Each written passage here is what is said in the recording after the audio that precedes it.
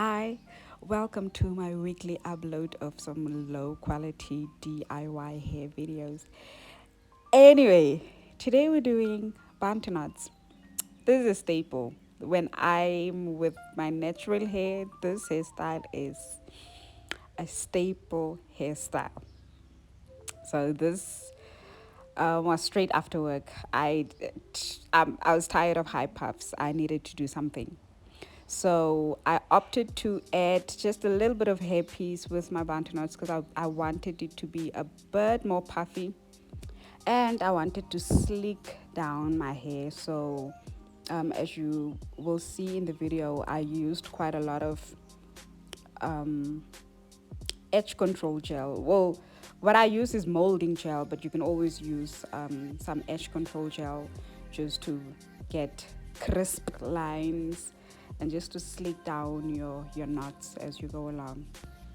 On any given day, this would just take me about 5 minutes, but because I felt like being extra today, it took me a bit longer because obviously I really wanted my lines to be good. I want my Bantu knots to be of equal size.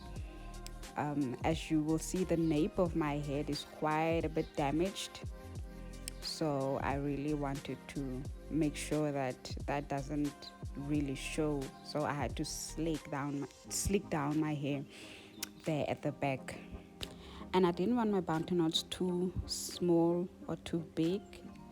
But then at the same time, I didn't know how much braiding hair I needed to add for it to be just the right size that I wanted.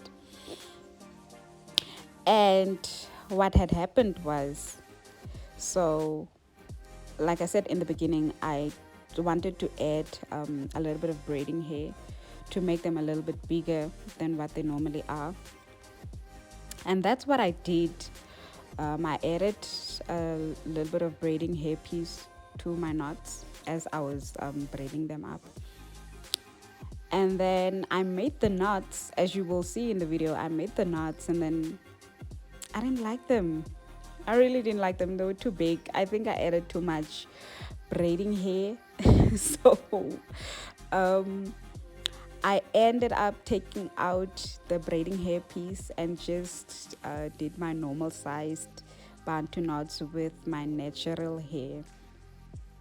And the size was cute. I liked that small size Bantu knots. So this was actually, well, I don't want to say it was a waste of my time, but I experimented and I didn't like it. So yeah, it wasn't a waste of my time. I tried something, it didn't work, and I learned a lesson. When I look at the video recordings, it doesn't look that bad. It looks okay, doesn't look too big, but I didn't like it.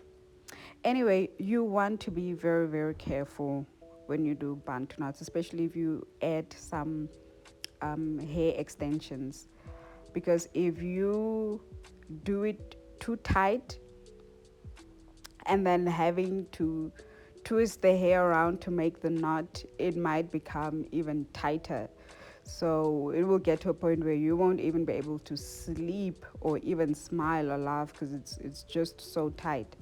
So you wanna braid or twist your hair really, really loosely with a braiding hair, and then when you do the actual knot, it won't put some extra tension on your scalp. So these are the knots, and I think the braiding hair was a bit too long also. So if I had taken just a little bit of braiding hair that's a bit shorter, it would have been okay. Um, but I guess you live it. Doing your own hair is a lot of trial and error, guys. I've been doing my hair for a really, really long time, but there are still styles that I'm learning to do and that I've never done before, and so it's a constant cycle of trial and error because you want to try out new things, you want to try out new hair techniques.